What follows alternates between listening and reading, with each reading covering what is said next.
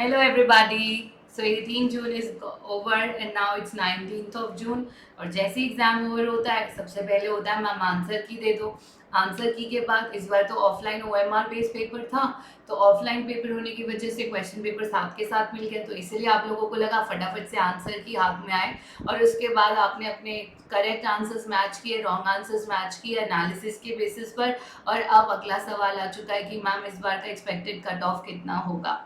जैसा कि आप लोग जानते हैं कि लास्ट टाइम भी हमने जो एक्सपेक्टेड कट ऑफ दिया था उसमें जो आपका जनरल कैटेगरी का था वो हमारी दी हुई कट ऑफ के काफ़ी क्लोज था, लेकिन SC और ST का तो एग्जैक्टली मैच हुआ था जो हम लोगों ने बोला था 186।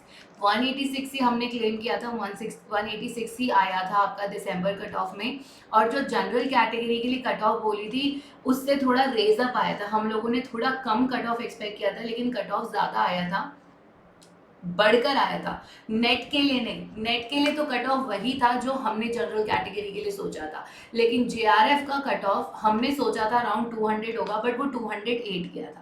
बट एनी हाउ इस बार का हम जो एक्सपेक्टेड कट ऑफ लेके आए हैं that is based on the previous assessments, जो आपके प्रीवियस ईयर्स पेपर्स होते हैं प्लस जो इस बार स्टूडेंट्स का जो हमारे पास फीडबैक आता है। इसलिए हम आप लोगों से कहते हैं कि ज़्यादा से ज़्यादा बच्चे हमें अपना स्कोर कार्ड शेयर करें जिसके आधार पर हम ये जज कर सके कि पेपर आपका कैसा गया था।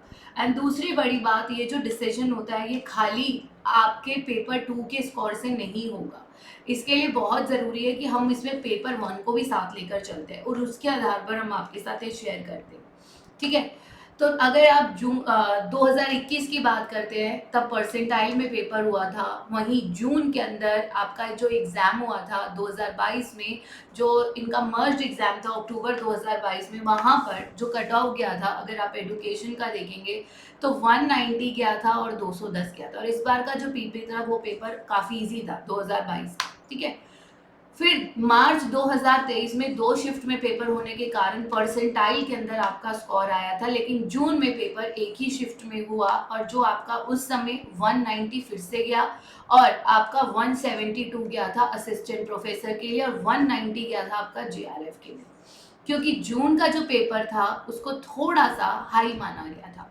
लेकिन जब दिसंबर 2023 की बात करें, जो अभी आपका लास्ट एग्जाम आप लोगों ने दिया दिसंबर 2023 का, इस बार कट ऑफ ने थोड़ा झटका दिया था क्योंकि रिजर्व्ड में 184 आपका नेट के लिए गया था लेकिन 208 गया था JRF के लिए। इतना ह्यूज डिफरेंस कभी नहीं देखा गया। 190 और 172 एक बार ये डिफरेंस देखा गया था, लेकिन 208 और 184 का बिग गैप आया था। और वहीं अगर आप देखेंगे OBC और EWS की सेम थी और SC और ST की सेम थी।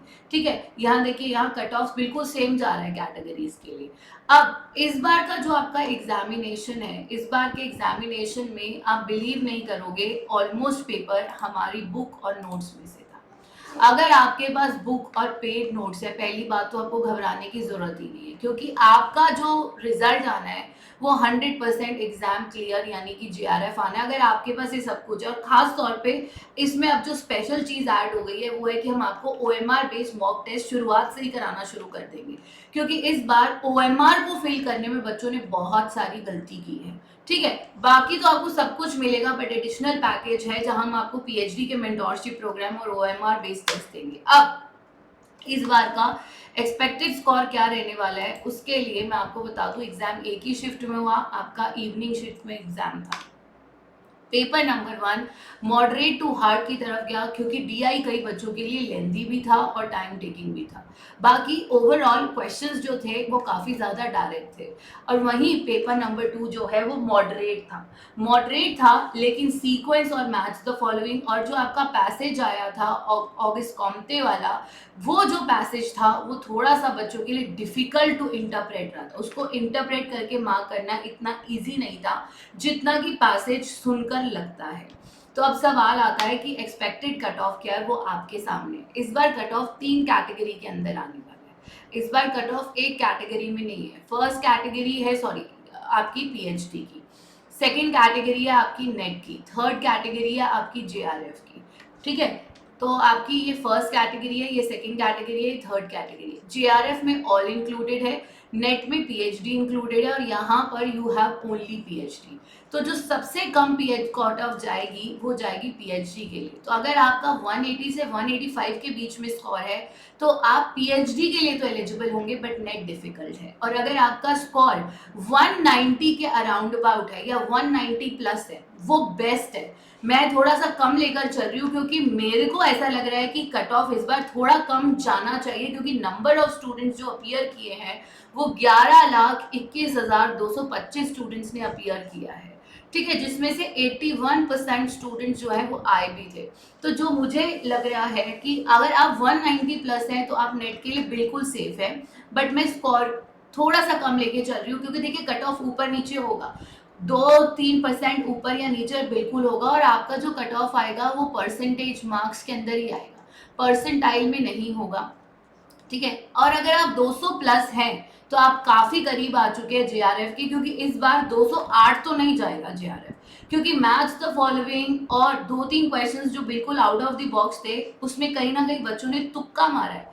तुक्का मारने की वजह से आपके मार्क्स नीचे जाने के चांसेस बिल्कुल रहते हैं, ठीक है। तो इन चीज़ों को हमें, इन फैक्टर्स को हमें लेकर चलना पड़ता है जब भी हम एग्जाम देने जाते हैं। हम इन फैक्टर्स को हम निगलेक्ट नहीं कर सकते, I mean we can not just ignore नहीं कर सकते इसके इफेक्ट को, ठीक है। वहीं अगर आप EWS की बात करें तो 160-164 तक आपका पीएचडी जाएगा, नेचुरली उससे अब जाएगा 175 से 180, और JRF 190 प्लस में अगर आप EWS से हैं तो आप सेफ चलेंगे। वहीं OBC के लिए 190 प्लस JRF के चांसेस बनते हैं, और SC/ST का ऑलमोस्ट सेम रहता है, लेकिन हमने थोड़ा सा डिफरेंस डाला है, बट लास्ट 2 साल से देखा जा रहा है इनका कट ऑफ काफ़ी क्लोज रहता है। तो कहीं ना कहीं 180 के इर्द गिर्द अगर आपका स्कोर है SC/ST कैटेगरी से तो आप काफ़ी सेफ चलोगे JRF के लिए। और PWD में अगर आपको JRF चाहिए तो स्कोर अगर 155 से 160 के बीच में जा रहा है तो वो सेफ जोन है।